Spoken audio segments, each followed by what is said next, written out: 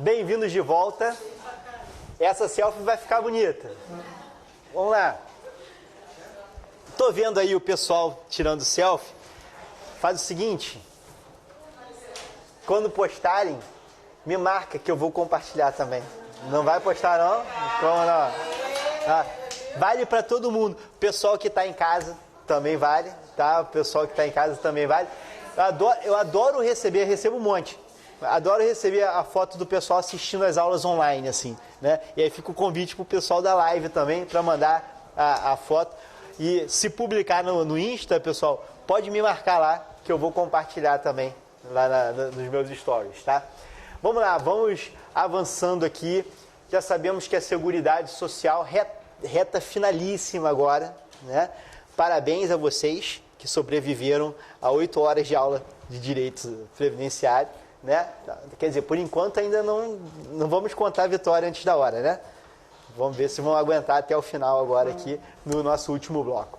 Meus amigos, Seguridade Social, nós temos ali esse conjunto integrado de ações de iniciativa dos poderes públicos e da sociedade para garantir direitos relacionados à saúde, à assistência social e à previdência social. Previdência social que foi objeto de muitas mudanças na nossa reforma da Previdência ocorrida em 2019. Aliás, deixa eu vender meu peixe rapidinho aqui, tá? Deixa eu fazer o seguinte. No dia 15, que é sábado que vem, né? Nós temos aqui, ó, para o pessoal da live aqui também, tá? Um curso da reforma da Previdência. Deixa eu subir mais aqui assim, ó. Curso da reforma da Previdência. Eu e Daniel. Daniel vai estar de volta. Daniel foi dar um curso em Pisa, na Itália agora, né? Tava lá em Pisa. O pessoal do IDS é chique, né? Então tava lá e já vai estar de volta aí. Então a gente sábado vai estar discutindo reforma da Previdência aqui. Mas esse curso de reforma da Previdência vai ser muito interessante porque vai ser um curso de reforma da Previdência já sobre a aplicação das normas, como o INSS está aplicando. Porque já tem ato do INSS interpretando a reforma, então como o INSS está aplicando e como os regimes próprios estão aplicando. Tá? Então a gente vai trabalhar regimes próprios e regime geral, como estão aplicando as regras da Previdência. Ficam todos convidados. O pessoal da pós, é claro que ao longo da pós a gente vai ver esses temas, mas quem quiser falar assim, ó, não, quero ver tudo agora já, em um dia, de maneira resumida, está feito o convite. O pessoal que não é da pós está super convidado, então dá uma olhada no site do IDS. A questão o preço é quase simbólico, mesmo para a gente dar a oportunidade de todo mundo participar das discussões, tá? Sobre a reforma da Previdência. Meus amigos, vamos em frente.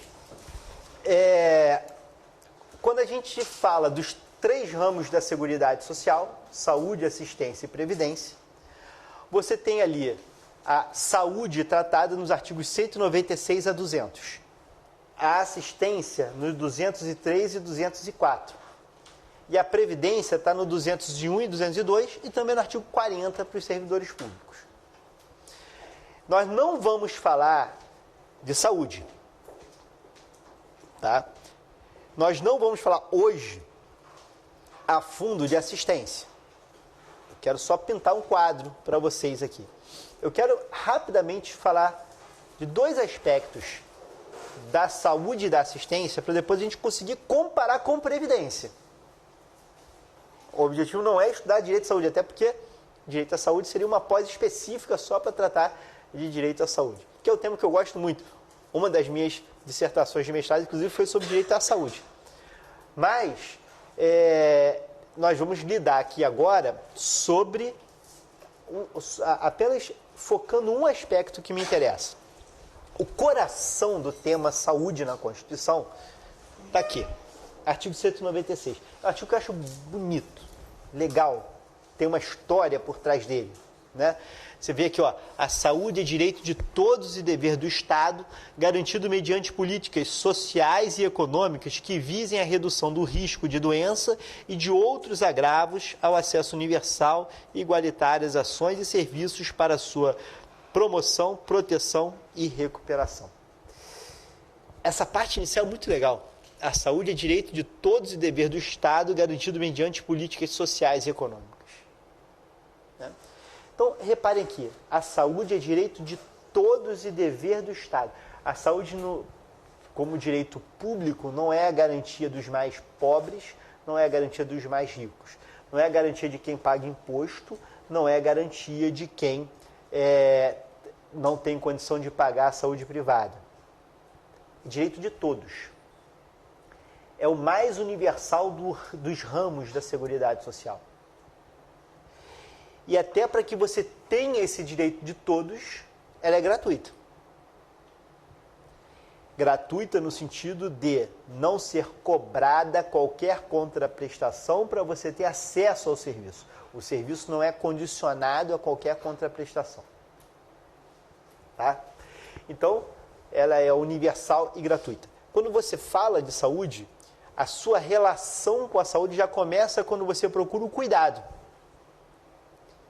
Pode ser um cuidado preventivo ou pode ser um cuidado curativo, mas você já procura o serviço de saúde para receber a assistência. Você já procura o serviço de saúde para ser vacinado, você já procura o serviço de saúde para ser atendido na emergência, você já procura o serviço de saúde para fazer o exame. Não é? Então, o serviço de saúde, você procura já para receber a proteção. Já na assistência, você tem uma situação que é parecida. A assistência social, ela está lá nos artigos 203 e 204 e também tem essa pegada universal e gratuita. A saúde é gratuita. A assistência é gratuita. A assistência você também procura para receber a prestação. Então, você vai procurar assistência para receber o seu Bolsa Família. Você vai procurar assistência para receber o seu BPC. Então, nós temos aí essa lógica que é diferente da lógica previdenciária, que você começa contribuindo, acumulando, a sua relação com a Previdência começa com a contribuição. E aí você está protegido. Você vai receber o benefício na hora que houver o sinistro, na hora que você completar os requisitos. E eu até brinquei com vocês, coloquei nos grupos da pós, botei no grupo da pós 2020. Porque eu já tinha feito essa brincadeira com a pós 2019. Qual era o erro na música do Raul Seixas? Vamos botar aqui? Vamos lá. Afinal de contas, sabadou, né? Vamos lá. Oh, mas me quebraram aqui. Cadê o áudio? Vou voltar. De novo. Porque me tiraram o áudio aí na hora. Espera aí, deixa eu voltar aqui. Aqui.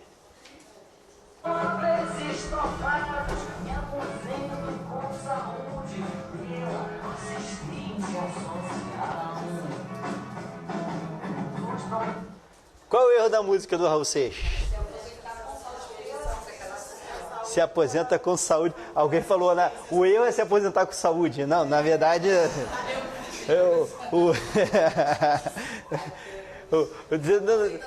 é verdade, né? O aposentado é um sobrevivente, né? Dali. Mas o erro que eu queria dizer não era nem esse. O erro é, me aposento pela assistência social. Na verdade, a aposentadoria, ela vai pela Previdência, até porque você acumula, você começa na contribuição e aí tem a Previdência. Na assistência social, você tem BPC. Mas, assim, o Raul Seixas, até que ele não está tão desconectado aqui, né? Porque muita gente, quando fala do BPC, pergunta, doutor, eu quero aquela aposentadoria que não precisa pagar, não fala? Então tá ali, ó. Vai ver que ele está falando do BPC ali, né? Se bem que, olha só, ele não ia ganhar, porque quando o oficial de justiça fosse lá, tem móveis estofados na casa dele, ó. Na perícia social ele não ia levar. Só faltava, pior mesmo, se tivesse o azeite galo, né? Vamos lá. Meus amigos, então, a assistência social está lá no artigo 203 da nossa Constituição. O 204 é mais organizacional. O 203 e fala ali: A assistência será prestada a quem dela necessitar, independentemente de contribuição à Seguridade Social. É gratuita, tá vendo? E vai ser prestada a quem dela necessitar. Todo mundo que precisa tem assistência. Ela não é tão universal quanto a saúde. A saúde é para todos.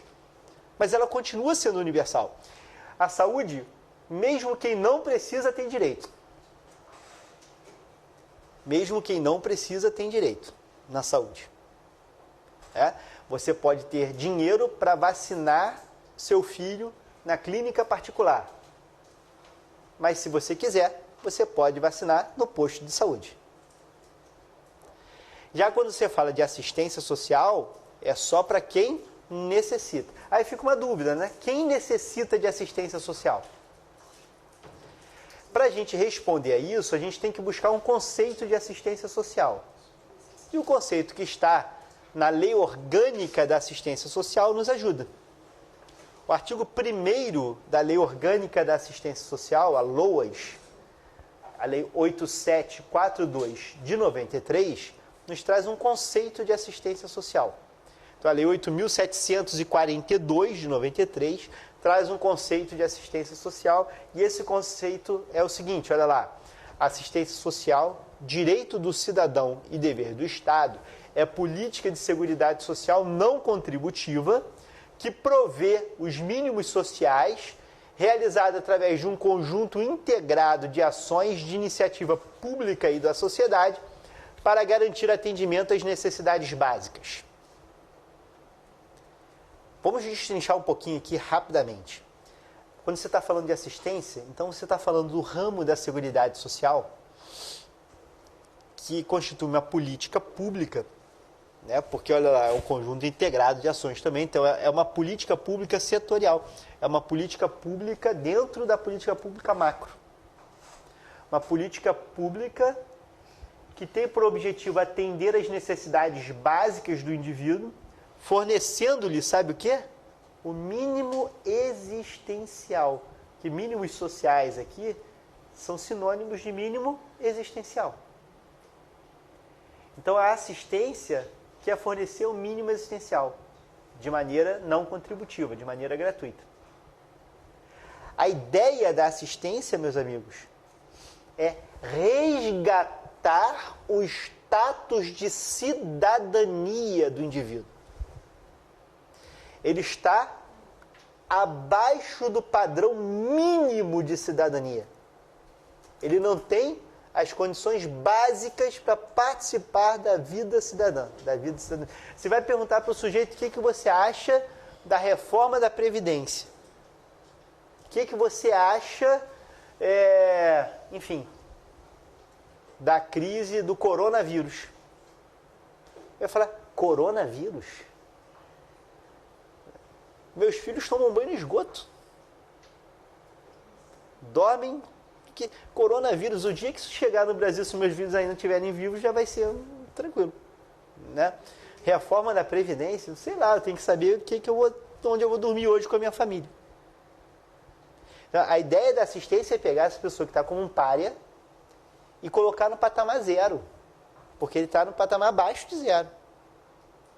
Essa é a ideia, resgatar o status de cidadania do indivíduo, né? Então, fornecendo esse mínimo existencial. Essa é a ideia da assistência social, né? Esse é o ponto aqui, né? É claro que fazer isso num país repleto de desigualdades é um peso considerável. Por isso a Constituição tenta direcionar um pouquinho, coloca alguns objetivos para a assistência social.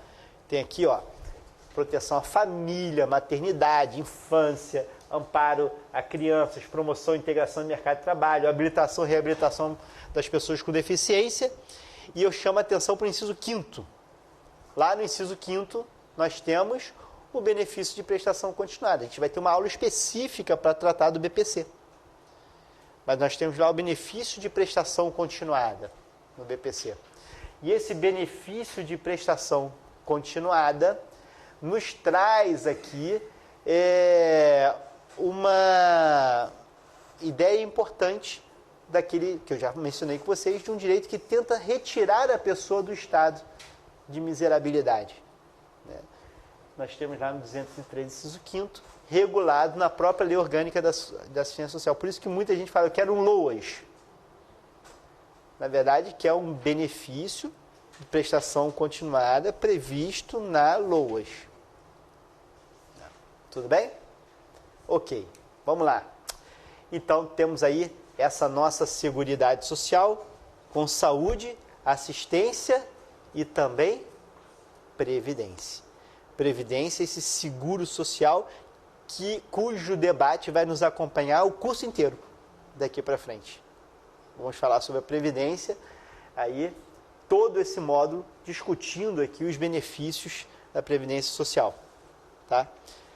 Mas antes de entrarmos propriamente nessas questões, a gente precisa olhar a característica da previdência. A previdência, diferente dos outros ramos, ela é contributiva. A previdência é um seguro. Você vai fazer um seguro do automóvel. Vai fazer um seguro do seu carro. E quando você vai fazer o seguro do seu carro, o que você tem que fazer primeiro para começar a ter proteção?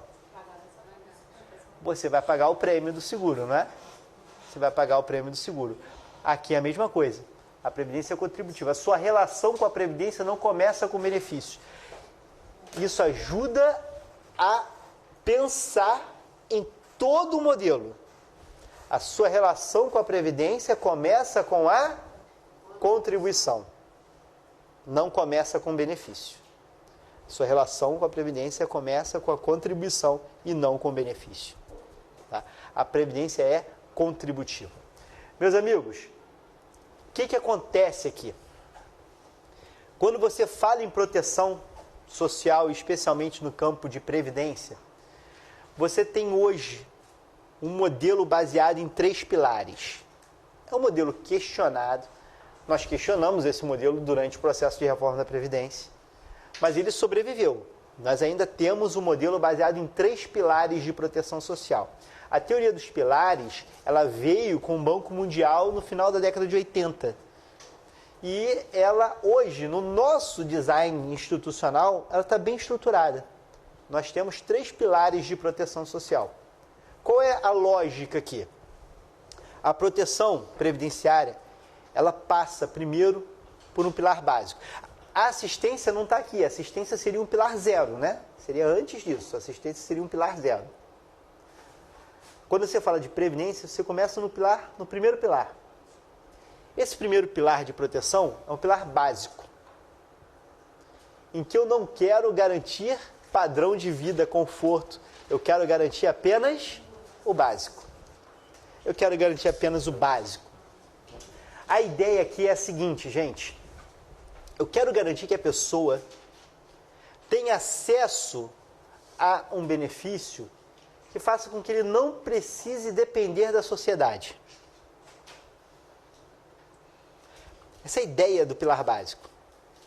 Vamos imaginar aqui a seguinte situação. Vamos imaginar que nós vamos resolver montar um novo país, do zero. País Connect, né? Em homenagem ao ICDS, Instituto Connect de Direito Social. Então a gente está fundando um novo país. E esse país está começando do zero, ainda não tem nada estruturado. Não tem previdência, não tem assistência, não tem nada. Zero. Só a gente aqui, vamos montar outro país. E a gente fala o seguinte, olha, a gente tem que garantir o nosso futuro contra os riscos aí, não é? Vamos fazer o seguinte, cada um de nós vai pegar 20% do que recebe e depositar num fundo. 20% é a alíquota do contribuinte individual. Né? Então, 20% do que recebe e colocar no fundo. E esse fundo vai rendendo. Quando ele parar, quando alguém ficar doente, incapacitado, vai receber uma quantia desse fundo.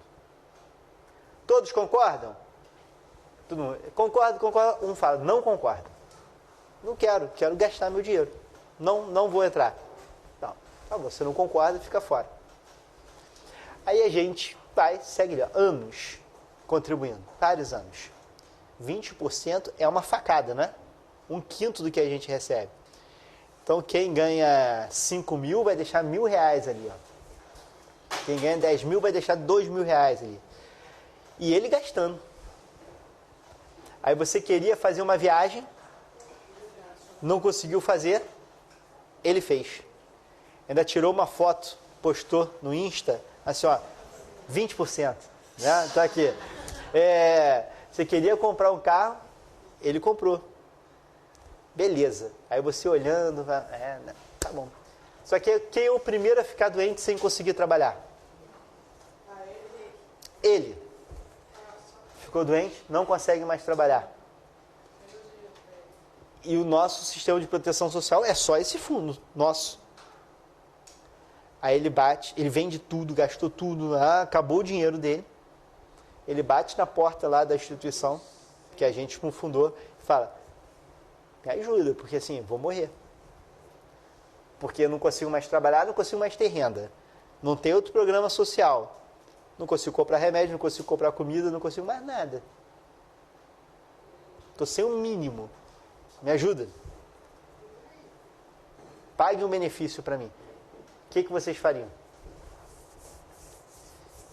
Esse é um dilema. Não, já vendeu tudo. Já vendeu tudo. Esse é um dilema. Um dilema moral fortíssimo. Porque se por um lado a gente fala, como é que eu vou deixar alguém morrer de fome? Não pode. Mas por outro lado eu digo, poxa, e a justiça? Porque ele fez a escolha, uma escolha consequencial. Né? E por outro lado, olha a mensagem, eu boto em risco todo o sistema. Para salvar a árvore, eu coloco em risco a floresta. Não é só porque eu estou ali socorrendo e vai desequilibrar o caixa. Não é só isso, não. É porque se a partir do momento que eu digo, não precisa contribuir para ter o socorro, por que os outros vão continuar a contribuir? Né? Então, o que a Constituição faz? Ela fala, não vai existir esse dilema moral, porque não vai existir escolha. Esse patamar básico de proteção, eu vou avançar sobre sua liberdade, não tem jeito. Aquele dilema entre liberdade e igualdade, aqui a Constituição está fazendo uma escolha. Até esse patamar básico, eu vou entrar com o pé na porta e vou dizer, não tem escolha, a previdência é compulsória. Todo mundo que trabalha tem que contribuir. Se você trabalha, exerce atividade remunerada, você tem que contribuir, você é segurado da Previdência Social. Ponto. Essa é a questão. Trabalhou, é segurado. Tá? Entendido isso? Então vamos lá. Se trabalhou, é segurado, uma pergunta prática. O empregado que está trabalhando numa empresa, mas a empresa não assinou a carteira de trabalho dele, ele é segurado da Previdência Social? Não. Ele está trabalhando? Então ele é segurado da Previdência Social. O advogado que se formou na faculdade de Direito, mas não teve direito previdenciário na faculdade, né? Saiu, começou a advogar, mas não recolhe contribuição. Eu sei que não é o caso de vocês. Todos vocês recolhem contribuição precisamente, exatamente, sobre tudo que recebem, né? Até o teto da Previdência Social. Mas vamos lá, outro advogado, tá? Que está ali, ó, não recolhe contribuição, mas o INSS não sabe nem que ele existe, ele não fez nem inscrição. Mas ele está trabalhando, está até mandando bem, ganhando bem honorários ali. Mas ele pergunta, é segurado da Previdência Social? Está trabalhando?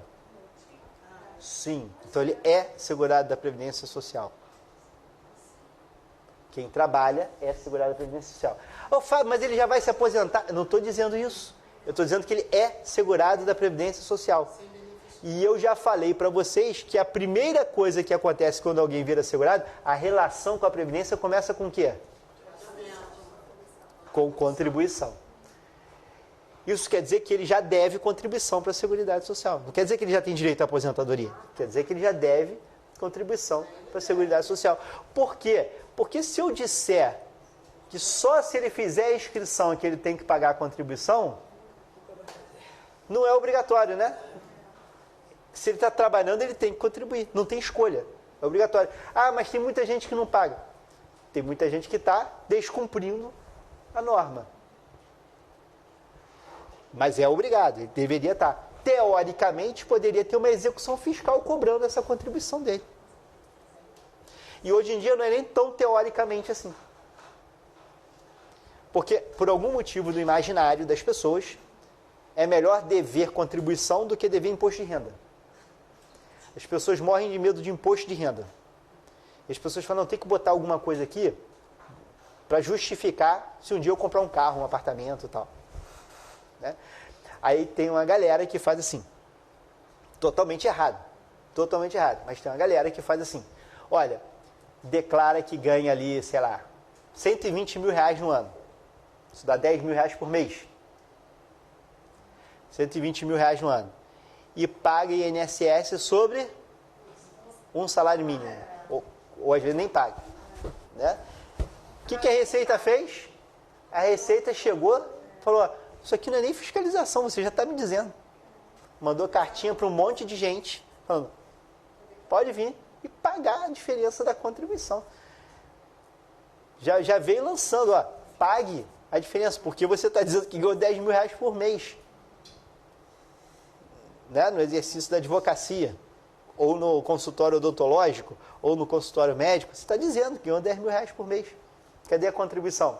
Pague a contribuição. Você pagou sobre um salário mínimo? Pague sobre 6 mil, porque é o teto. Você não pagou nada? Pague sobre o teto, porque você está dizendo.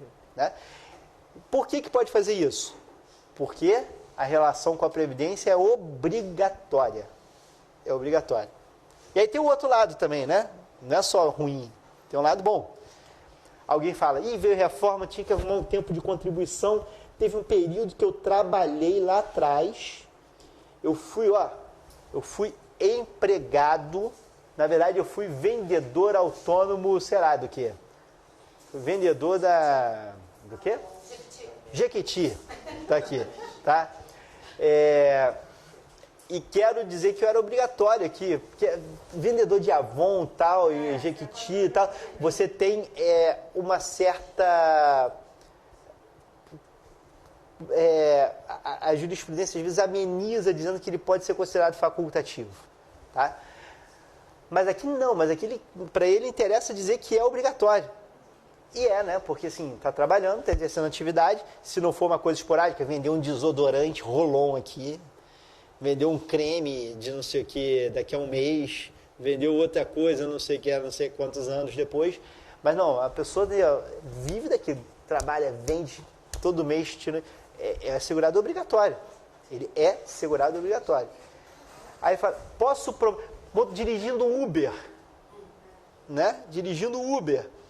Eu posso provar que eu dirigi a Uber durante 3 anos e recolher as contribuições atrasadas para já contar esse tempo de contribuição? Você já era segurado da Previdência Social? Você já era segurado da Previdência Social. Então você pode recolher essas contribuições atrasadas. Tranquilamente. Você tem que provar. Você vai provar. E aí você prova que trabalhou, recolhe as contribuições, vai pegar aqueles 3 anos de contribuição. Mas, Fábio, serve para carência? Já é outra questão. Carência a partir do primeiro recolhimento sem atraso. Mas vale como tempo de contribuição. Vale também para aposentadoria? Vale como tempo de contribuição para a sua aposentadoria. Da sua aposentadoria, mas você tem que provar que trabalhou. E aí tem todo o procedimento, como faz isso, como provar, como fazer, que a gente vai ver na aula de aposentadoria por tempo de contribuição. Tá? Mas só para vocês verem que, por que pode? Porque você já é segurado, que a Previdência é obrigatória aqui. A Previdência básica é pública e obrigatória. Mas, como eu estou interferindo na liberdade da pessoa, faz todo sentido dizer, você é obrigado a contribuir só até o ponto do que é básico. Porque eu não vou te obrigar a contribuir além do básico. Além do básico eu vou deixar você livre. Aí você vai exercer a sua liberdade. Se você quer ou não contribuir além disso. Eu vou até fazer o seguinte para você. Você é obrigado a contribuir dentro de uma previdência básica, pública e obrigatória. Eu estou falando aqui de INSS, eu estou falando aqui de regime próprio dos servidores. e vou criar um modelo de proteção privado, facultativo, mas que eu, Estado, vou ficar de olho. Eu vou fiscalizar mais de perto. Eu vou te dar algumas garantias que no mercado aberto, total, você não vai ter. Então eu vou fiscalizar fechado. Eu vou criar um sistema de poupança fortemente regulamentado. É a Previdência Complementar. Aí a Previdência Complementar é um modelo de poupança fortemente regulamentado. Várias regras. Né? Fábio, mas teve fraude, teve não sei o quê, não adianta nada. Adianta. É porque o problema de fraude, de corrupção, não é um problema de compliance, é um problema de polícia.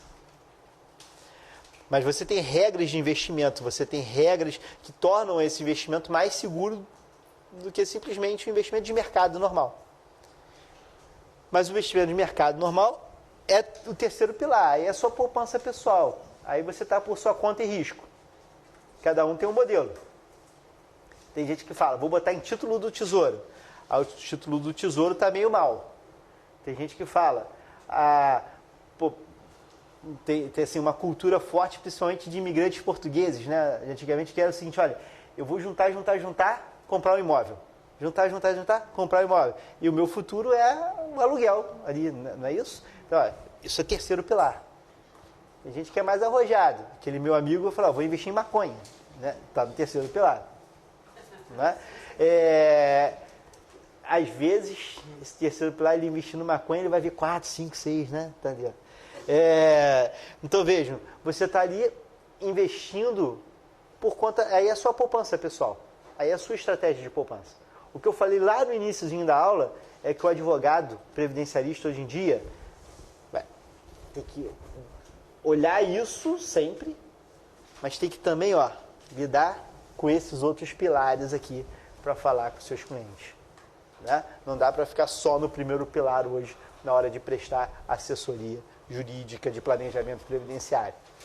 Mas olha só, aqui está a Previdência Complementar, aqui está o mercado e aqui está a Previdência Básica. Quando você compara a Previdência Básica com a Previdência Complementar, você vai ver que temos algumas características aqui. A Previdência Básica é pública, obrigatória e limitada a um teto, em regra. A Previdência Complementar é facultativa, sempre facultativa, privada e não tem limitação. Se você quiser aplicar 100% do que você ganha, você aplica 100% do que você ganha. Eu sou casado com uma mulher rica, ela me sustenta. Então, eu vou botar todo o meu salário na Previdência Complementar. Pode? Pode. Tá dando mole, casado com mulher rica, botar salário na Previdência Complementar, gasta com vinho, né? Vai lá, tá, e pede para ela botar a sua Previdência Complementar ali, alguma coisa. Dali. O que vai acontecer, meus amigos? Olha, Previdência Básica, pública obrigatória, limitada ao teto. Previdência Complementar privada facultativa, sem limitação ao teto. Tudo bem? Ótimo? Ok. Meus amigos, temos então essa estrutura da Previdência. Temos essa estrutura da Previdência. Já vimos então hoje o seguinte: saúde, a estrutura constitucional, assistência, a estrutura constitucional, previdência, a estrutura constitucional. O nosso próximo passo é olharmos então aqui, essa dinâmica e percebermos que a Previdência Básica ela vai se dividir em um regime geral de previdência social por um lado e nos regimes próprios de previdência por outro. Então a Previdência Básica tem o regime geral. Quando eu falo de INSS, eu estou falando dessa previdência aqui. INSS está aqui, no regime geral de previdência social. Esse aqui é o INSS. Regimes próprios dos servidores, regimes próprios de previdência dos servidores, né? Esse S é de social, regime próprio de previdência social dos servidores. tá aqui, como previdência básica também. E a previdência complementar, você tem as entidades fechadas de previdência complementar, que são fechadas para grupos específicos. Você tem dois tipos de entidades fechadas de previdência complementar. Você tem entidades fechadas que são voltadas para os empregados de uma empresa, e você tem entidades fechadas que são voltadas para as pessoas de uma determinada categoria profissional. Na verdade, os membros de uma associação de classe. Dois tipos. E aí o que vai acontecer? Você tem esses dois tipos de entidades. As entidades fechadas para os empregados de uma empresa, elas têm os participantes, né, os segurados contribuindo, mas tem também a empresa, que nessa relação é chamada de patrocinadora. Então, nós chamamos essas entidades de entidades patrocinadas. As entidades patrocinadas. E as entidades que são fechadas para os membros de uma associação de classe são chamadas entidades instituídas, porque essa associação de classe institui, mas não patrocina. Então vamos lá. Você vai falar da Petrus, da Previ, da Valia. São fundos de pensão que são para os empregados de uma empresa. Então, olha só. Petrus, para os empregados do Banco do Brasil. Sim, sim. Não. Petrus, para os empregados da Petrobras. Previ, para os empregados do Banco do Brasil. Né? É para ver se no finalzinho da aula a atenção ainda estava ali, ó, tão firme. Você vai ter ali Valia, empregados da Vale. San Rafael, empregados da Xerox do Brasil. Tá? Esse Real Grandeza, empregado do pessoal do sistema Eletrobras, incluindo Furnas. Né? Então você tem ali os fundos de pensão. Esses são fundos de pensão. Fundos de pensão são as entidades fechadas patrocinadas. E você tem entidades fechadas instituídas, que são para os membros de uma associação de classe. OAB Prev. É fechado para os advogados.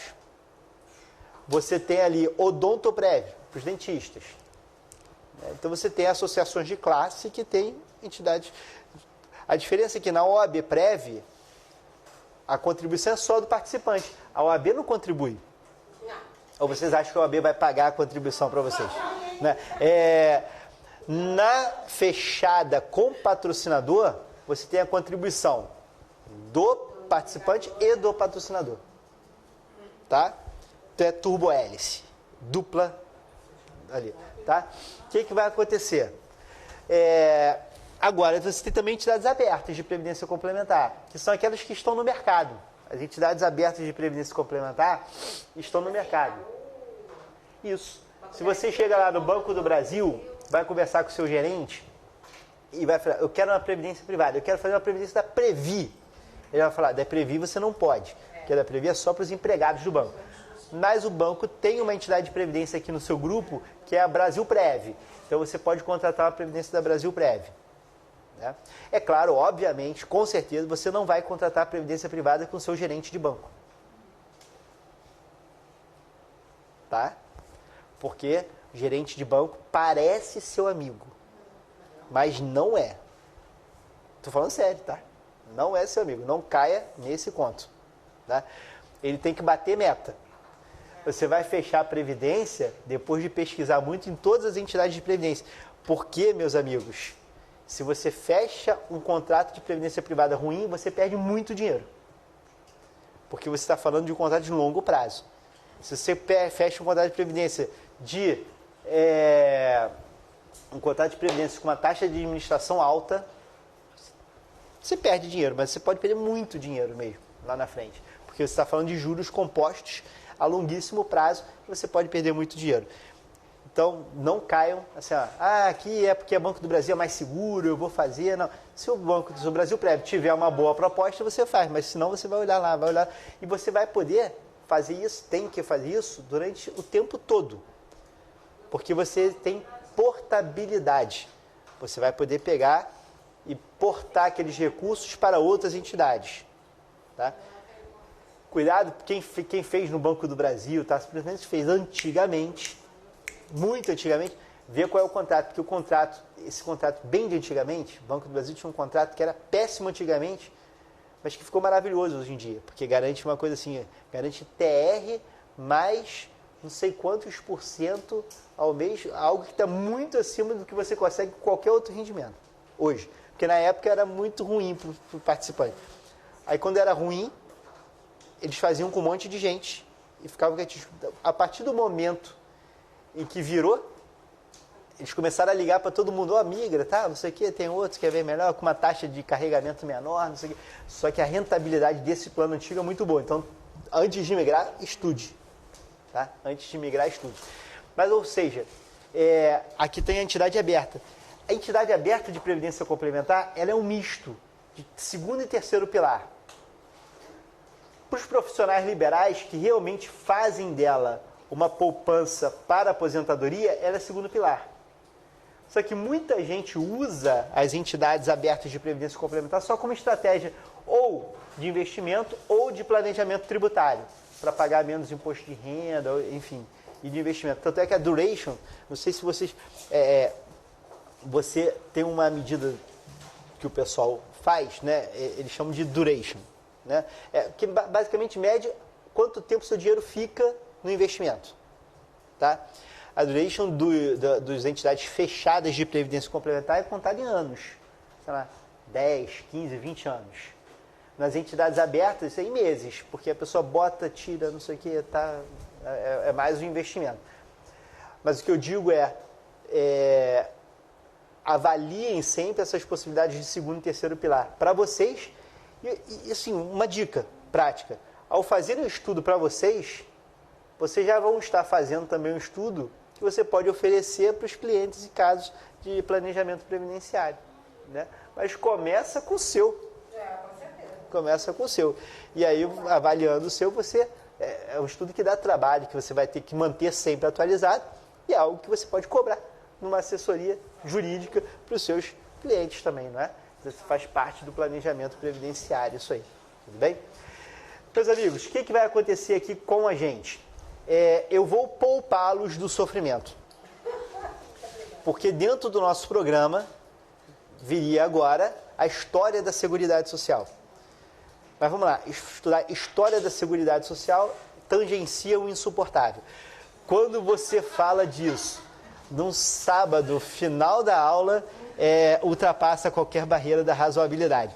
Mas o material está aqui para vocês, até porque não tem nada de tão relevante aqui, tá? E eu vou fazer o seguinte, eu vou deixar, já vou disponibilizar para vocês, tá? Uma espécie de podcast com essa parte da história da Seguridade Social, que eu vou colocar no grupo para vocês, tá? Eu falando sobre a história da Seguridade Social, para que vocês possam ouvir ali uma breve explicação associada ao material que vocês já têm aí. Tudo bem? A nossa ideia é trabalhar com questões extremamente práticas. A história da Seguridade Social eu vou trazer apenas com conteúdo complementar. A aula de hoje foi uma aula um pouco mais teórica. A partir da próxima aula, prática na veia, tá bom? Mas prática do jeito que eu li no início do nosso dia de hoje. Responsável e prática sempre baseado em forte embasamento teórico das nossas avaliações. Tá bom? Obrigado, gente. Valeu.